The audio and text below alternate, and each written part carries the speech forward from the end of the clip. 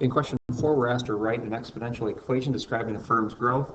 Remember your exponential formula for an exponential equation is y equals a times b to the x, where a is always your start at value. Where are you going to start with your number of employees this time? So that's your start at number. B is your rate of growth. And x and y, well, y is going to represent the number of employees. This is your employees.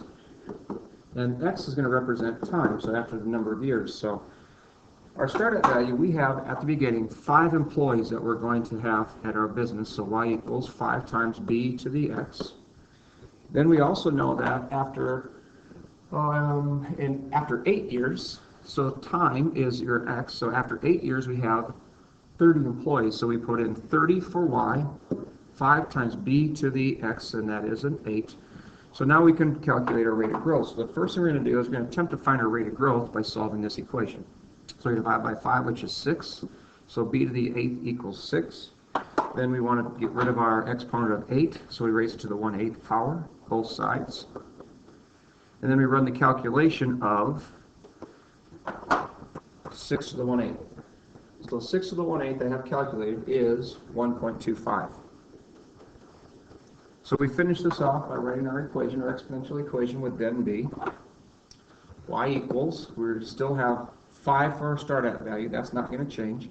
Our rate of growth, we just calculated round to the nearest hundredth, 1.25, to the x, where x can represent time, and time can be any value that we want. So this is the first answer that we're searching for. This is our exponential equation that's going to model the rate of growth of Blake's accounting firm, the number of employees. Next thing we're going to do is question B, and that is we're supposed to estimate the number of employees he'll have in the year 2020. Well, we started in 2005, and now we're going to go to 2020, which is a total of 15 years.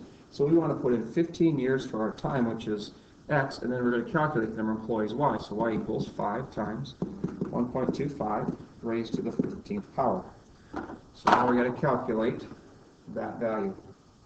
So it's 5 times 1.25 raised to the 15th power, and we can predict that Blake has about 142 employees at that time. I'm going to truncate the rest of that. I don't need the 0.108 partial worker, although they could work part-time. 142 employees is what we'd estimate as a good prediction if that rate of growth continues.